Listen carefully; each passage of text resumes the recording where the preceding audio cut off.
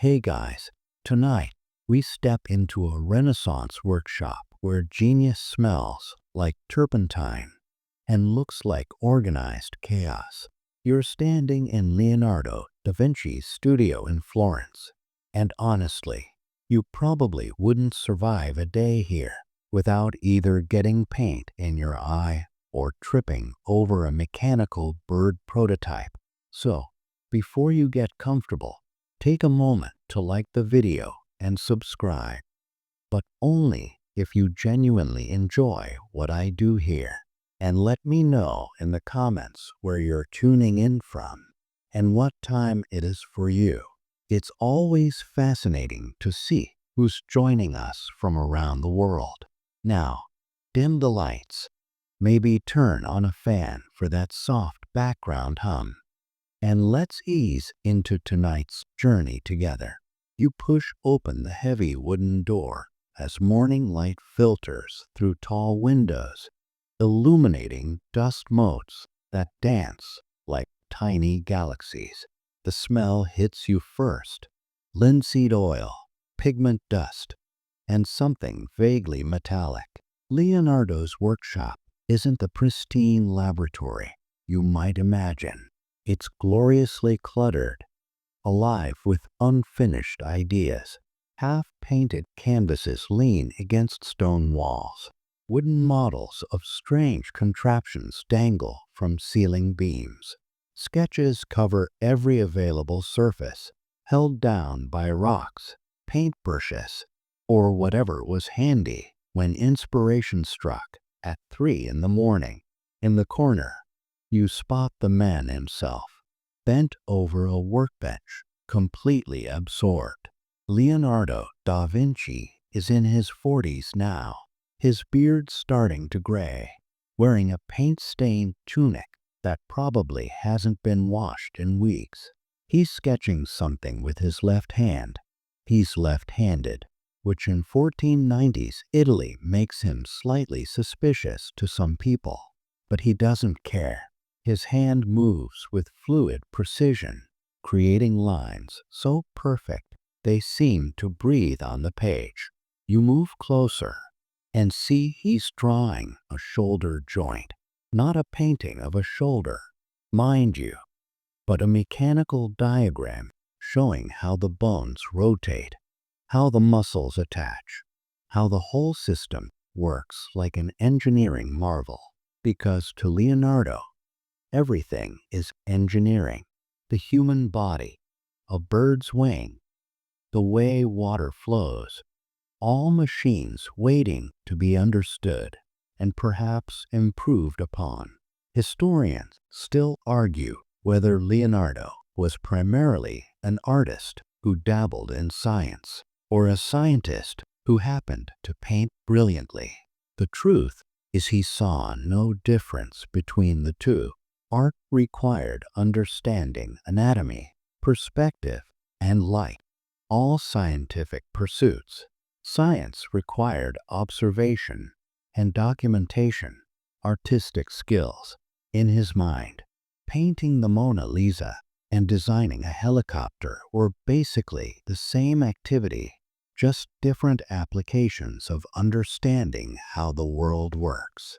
On the table beside him sits a half-eaten piece of bread and some cheese, probably from yesterday. Leonardo is a vegetarian, unusual for his time, and he's known for buying caged birds at the market just to set them free. He watches them fly away with the same intensity other people reserve for counting gold coins. Those birds aren't just pretty creatures to him. They're research subjects, living textbooks on aerodynamics.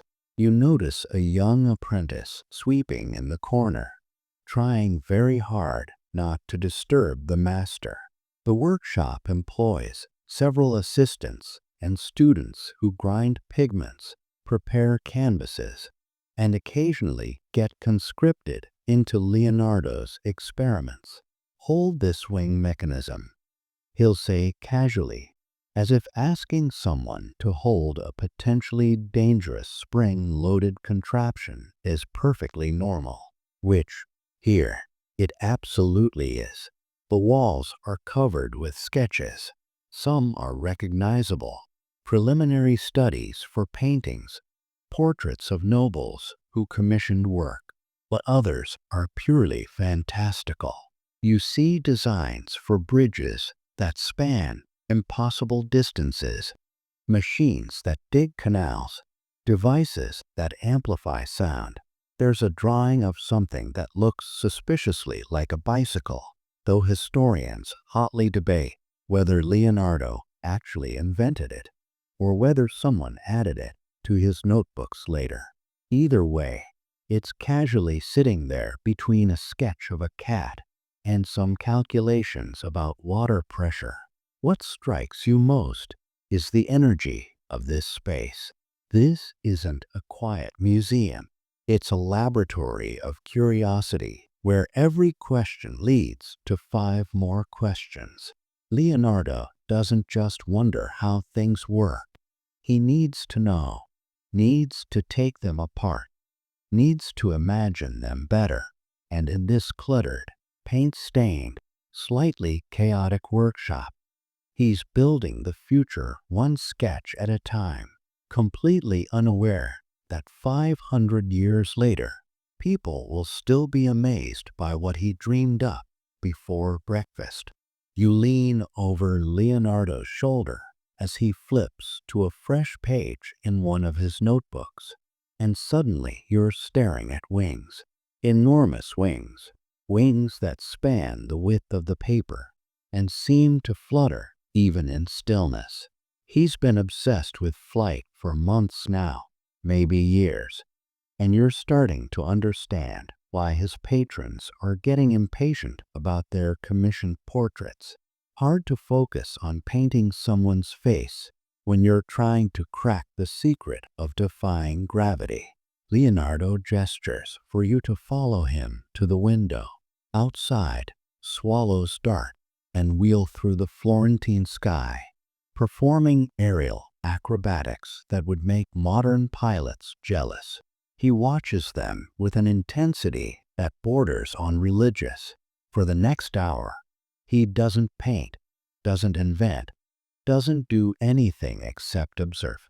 He's measuring wing beats, noting how birds tilt their bodies to turn, studying how they land without crashing.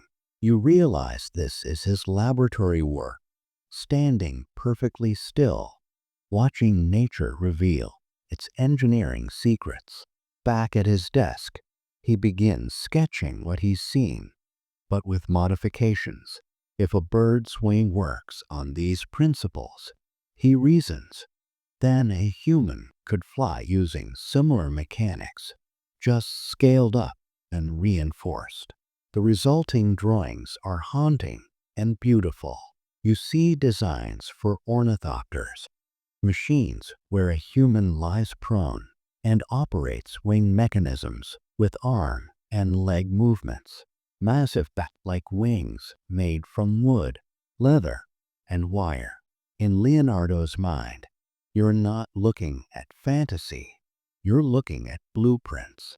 The most famous design is his aerial screw, what we'd recognize as an early helicopter concept, a spiral ramp of linen stretched over a wooden frame, designed to screw itself into the air when rotated quickly enough. Leonardo notes in his mirror writing, he writes backwards from right to left, perhaps because it's more natural for his left hand, perhaps to keep his ideas secret, that if the device spins fast enough, it should push against the air and rise. The physics is remarkably sound. The engineering challenges of actually building it, those he hasn't quite solved yet. Minor details like power source, weight distribution, and the fact that human muscle power probably isn't sufficient. Historians still argue whether Leonardo ever actually built full-scale versions of his flying machines or just tested small models. Some accounts suggest he tried, possibly with a brave or foolish assistant strapped into a wing contraption on Monte Cecere, a hill outside Florence. The attempt, if it happened, didn't go well.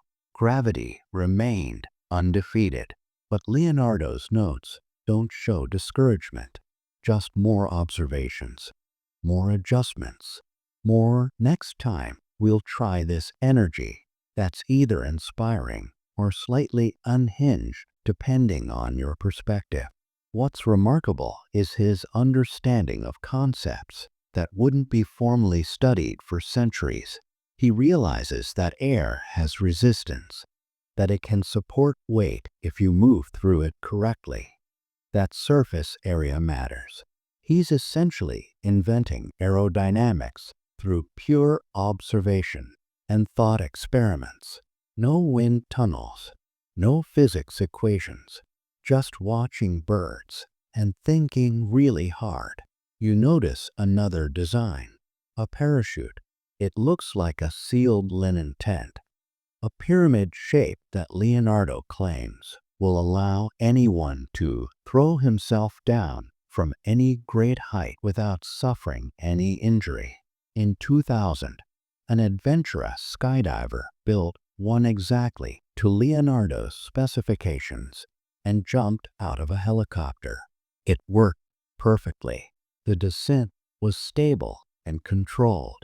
Leonardo had designed a functional parachute in 1485, more than 300 years before the first official parachute jump. But here's the thing that makes Leonardo simultaneously brilliant and frustrating. He rarely finishes anything. His workshop is a graveyard of almost complete projects. That painting commission? Still just an underpainting. The bronze horse sculpture? He spent years on it. Then the bronze got requisitioned for cannons. These flying machines? Endlessly refined in drawings, but never quite making it to full production. Some scholars suggest he was more interested in the puzzle than the solution, that the joy was in the figuring out, not the final product. As evening falls, Leonardo lights candles around his workspace. The flying machine sketches cast strange shadows on the wall, their wings seeming to flutter in the dancing light. He's already moving on to something else, a sketch of water flowing over rocks, noting how it creates vortices and patterns. But you know those wings will call him back. They always do, because somewhere in Leonardo's mind, humans weren't meant to be earthbound. And if nature wouldn't give us wings, well, genius would just have to build them. You watch Leonardo carefully roll up his flying machine drawings and pull out a different set of papers, these bound with leather cord and marked with a seal. When he unties them, you understand why they're kept separate. These aren't dreams of peaceful flight. These are nightmares made blueprint. Welcome to Leonardo's military consulting side hustle, where genius gets weaponized and nobody actually wants to pay for it. The first design makes you take a step back. It's a giant crossbow, but calling it giant undersells the sheer absurdity of scale. This thing is designed to be 27 feet across, requiring 6 men to operate, and capable of hurling stones or flaming projectiles with enough force to demolish walls. Leonardo's notes describe the mechanics in loving detail, the tension system, the release mechanism, the mathematics of trajectory. He's basically invented artillery that runs on spite and elastic tension. The drawing is so detailed you could probably build one today, though your homeowners association would definitely have opinions. Next to it sits something even stranger, his famous armored tank. Picture a wooden turtle shell mounted on wheels, covered with metal plates arranged in overlapping scales like a reptile. Inside, 8 men turn cranks that rotate the wheels, while others operate cannons protruding from all sides. It's designed to roll into battle, impervious to arrows and sword strikes, dealing death from every angle. Leonardo notes proudly that it will take the place of elephants in warfare. Modern military historians look at this design and see the conceptual grandfather of the tank. Invented in 1487, about 430 years before tanks actually rolled onto World War I battlefields. But here's where it gets deliciously ironic. The design has a fatal flaw. The gears inside are drawn so that the front and back wheels would rotate in opposite directions, making the vehicle completely immobile. Some scholars think this was Leonardo being Leonardo, distracted and making an error. Others argue it was deliberate sabotage, that he deliberately broke his own design because he actually found warfare morally repulsive. His notebooks contain lines like, "I abhor the sight of human suffering," right next to diagrams of machines designed to cause maximum human suffering. The contradiction is either hypocrisy or brilliant self-sabotage, depending on which historian you ask. You flip through more pages and find increasingly creative ways to end lives. There's a design for a scythe chariot, basically a normal chariot, but with rotating blades attached to the wheels, designed to mow through infantry like demonic lawn care. There are cluster bombs, containers that explode mid-air and scatter smaller explosives across an area. There's even an early machine gun concept, multiple barrels arranged to fire in sequence so that while some barrels cool and reload, others are firing. It's the Renaissance version of continuous fire, and it's absolutely terrifying. But perhaps the most personally unsettling design is his diving suit, made from leather and supplied with air through a tube connected to a floating bell. It's designed to let soldiers swim underwater to enemy ships and drill holes in their hulls.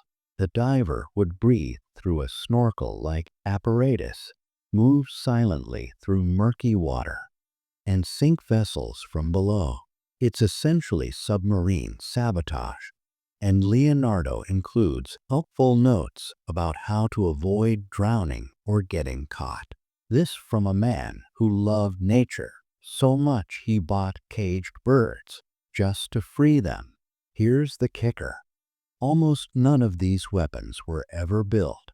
Leonardo shopped these designs around to various Italian dukes and princes, essentially running a medieval arms dealer consulting business. But military leaders kept looking at his proposals and thinking, this is either brilliant or insane, and either way it's too expensive and complicated. Why build a giant crossbow when regular crossbows work fine? Why construct an armored tank when cavalry is doing just great? Innovation is expensive, and Renaissance warfare budgets were tight. So Leonardo's weapons of war remained theoretical, gathering dust in notebooks while he moved on to painting Madonnas and studying how muscles attach to bones. There's something darkly poetic about genius-level destruction being defeated not by conscience, but by budget constraints and skeptical military procurement officers. The weapons that could have changed warfare just sat there in sketch form, too advanced, too weird, too Leonardo. As you watch him carefully tie up the military designs again, tucking them away in a cabinet, you notice he seems almost relieved to close that particular chapter for the evening. Tomorrow he'll probably go back to something more pleasant, like designing irrigation systems or figuring out why the moon glows. Because that's the thing about Leonardo. His mind could go anywhere, imagine anything, solve any problem, even the ones the world was probably better off not solving. You follow Leonardo down a narrow stone staircase as evening deepens into night. The air grows colder, damper, carrying a smell that makes your stomach turn slightly. He's carrying a candle in one hand and a leather satchel of drawing tools in the other, moving with the careful steps of someone who's made this journey many times before. At the bottom, he pushes open a heavy door, and you enter a room you weren't entirely prepared for. There's a body on the table, and Leonardo is absolutely delighted about it. Welcome to the least glamorous part of genius, anatomical study by a dead people. In Renaissance Italy, dissecting human bodies is technically illegal without special permission from the church, morally questionable to most people, and practiced by almost no artists. But Leonardo isn't most artists. He's obsessed with understanding exactly how the human machine works. And the only way to truly know is to look inside. Over his lifetime, he'll dissect approximately 30 corpses, usually at night, usually in secret, always with the focused intensity of someone who's found their calling. He sets the candle down carefully. Fire and anatomy labs are a dangerous combination, and begins his work. His hands move with surprising gentleness as he makes the first incision, peeling back skin to reveal the muscles beneath. To you, it might look like butchery. To Leonardo, it's revelation. Each muscle is a cable in a pulley system. Each tendon is an engineering solution to transferring force. The human body isn't sacred mystery. It's the most sophisticated machine ever built, and he's reading the instruction manual one layer at a time. His drawings from these sessions are breathtaking. He sketches what he sees with absolute precision, but also with beauty. The muscles of an arm become flowing ribbons of shaded cross-hatching. The curve of a spine turns into an architectural study in weight distribution. He doesn't just draw what's there. He draws it from multiple angles, shows it in motion, annotates it with notes about function. Modern medical students still use images based on Leonardo's anatomical drawings because they're that accurate. He got things right that wouldn't be officially discovered for another century. You watch him expose a shoulder joint, carefully separating muscles to see how they attach. He's particularly fascinated by how rotation works. That same joint he was sketching this morning, now revealed in actual flesh and bone. He makes quick sketches, his left hand flying across the paper, even in the dim candlelight. The drawings capture not just structure, but movement, showing how the joint articulates, where stress points would occur, how injury might manifest. This isn't art for art's sake. It's research.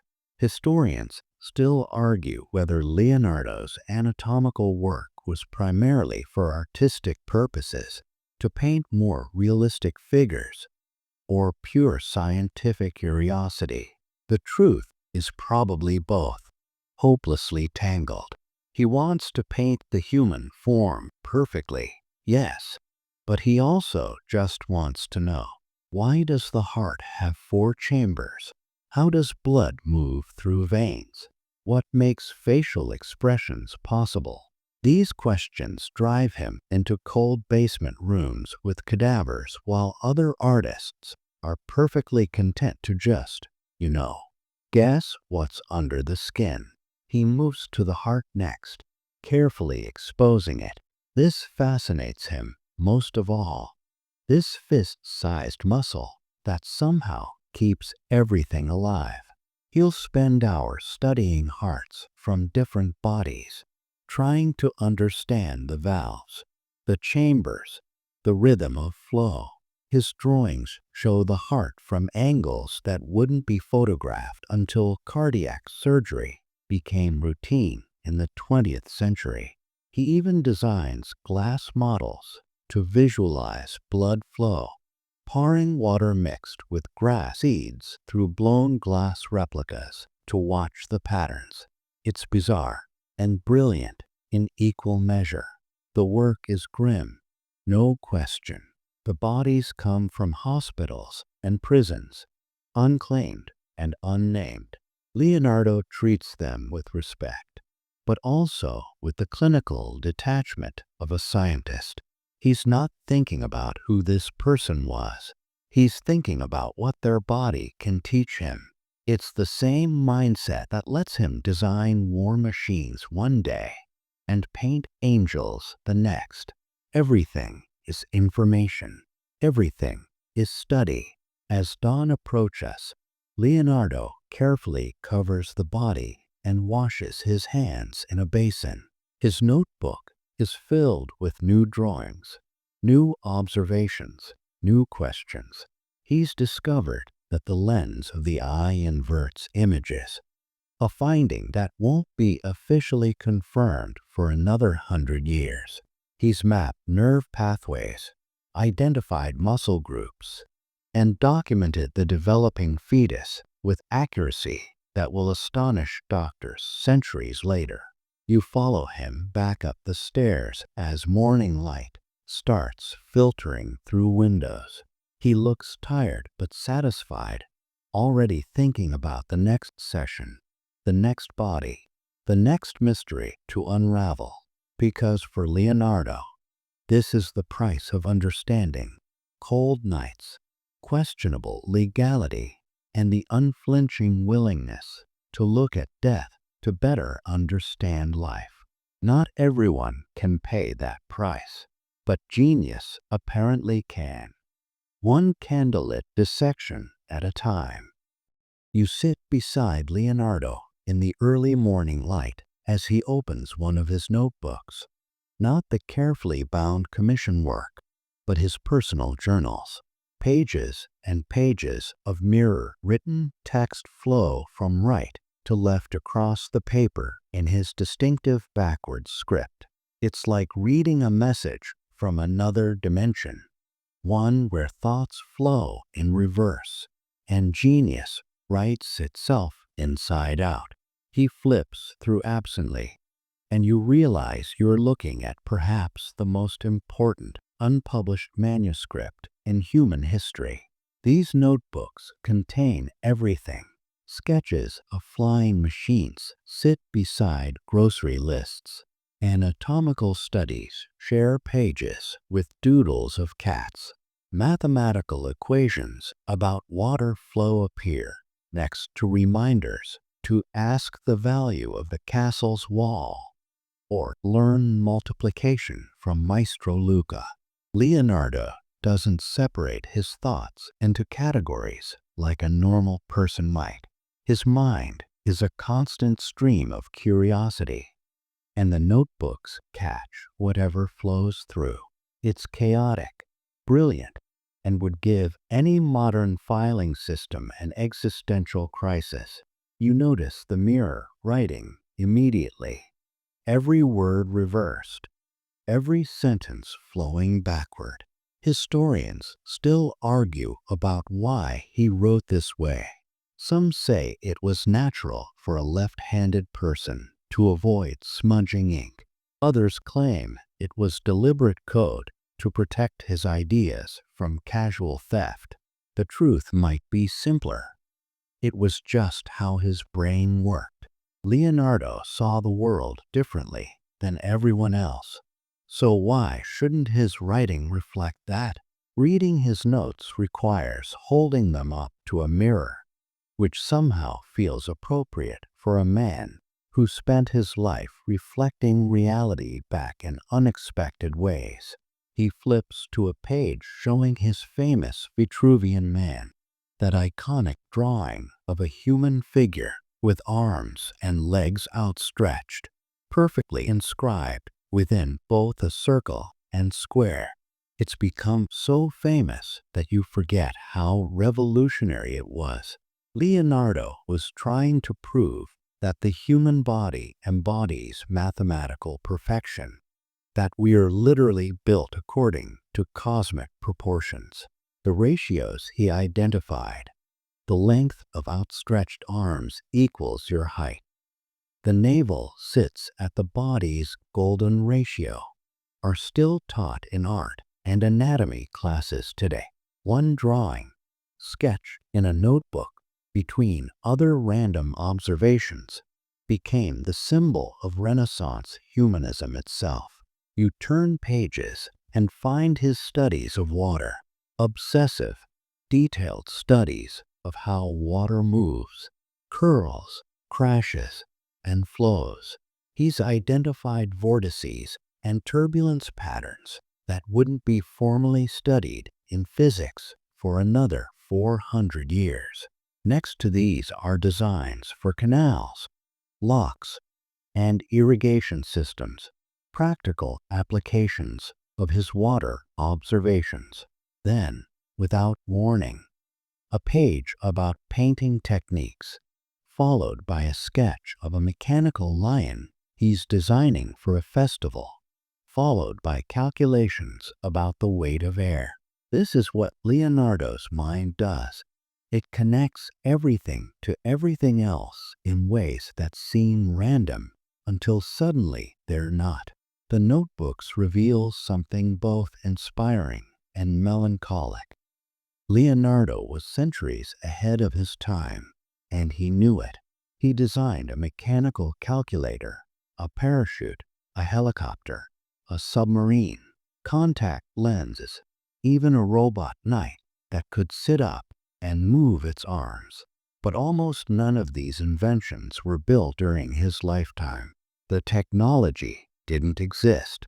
The materials weren't available. The world wasn't ready. So they stayed trapped in his notebooks, waiting. After Leonardo died in 1519, the notebooks scattered. Some were sold, some stolen, some lost entirely. Bill Gates bought one, the Codex Leicester, for $30 million in 1994, which tells you something about their value. But for centuries, most of Leonardo's ideas sat unread in private collections, his mirror writing protecting his secrets a little too well. When scholars finally started translating and studying them in the 19th century, they were astonished. Here were designs for machines that were only just being invented in the industrial age.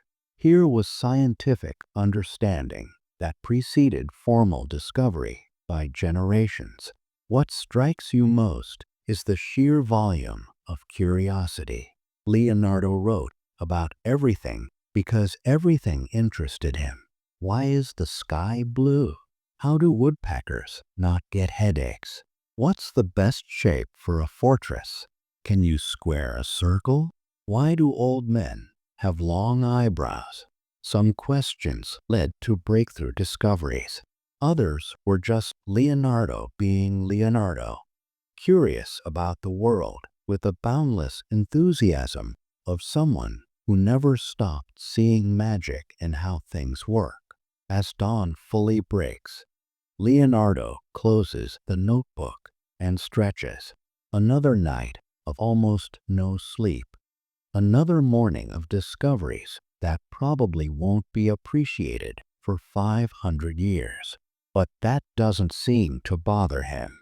He's already thinking about today's projects, maybe finishing that painting commission, probably getting distracted by something else entirely. Because for Leonardo, the joy isn't in completing things. It's in the endless, glorious process of figuring them out. You realize these notebooks aren't just historical documents. They're proof that one human mind, armed with nothing but paper, ink, and relentless curiosity, can see futures that haven't happened yet. Leonardo didn't just invent machines. He invented ways of thinking about invention itself, and all of it, every brilliant, scattered, mirror-written thought, lives in these pages, waiting for the world to finally catch up. And so the candles burn lower in Leonardo's workshop, their light dancing across sketches that won't be understood for generations. You've walked through the mind of genius tonight. Messy, obsessive, endlessly curious, and so far ahead of its time that time itself had to sprint to catch up. Leonardo's legacy isn't just what he created, but how he thought, seeing connections everywhere, questioning everything, finding wonder in the mechanical heart of existence. His notebooks remain scattered across the world, each page a whisper from the past saying, "Look closer, think deeper, never stop asking why." If tonight's journey through Leonardo's genius inspired you, leave a comment about which of his inventions amazes you most: the flying machines, the war contraptions, or those eerily accurate anatomical drawings. And maybe, just maybe, hit that subscribe button for more stories of brilliant minds who saw the world differently. Now let your own thoughts drift like Leonardo's sketches, floating between dream and discovery, as sleep carries you gently into your own renaissance of rest.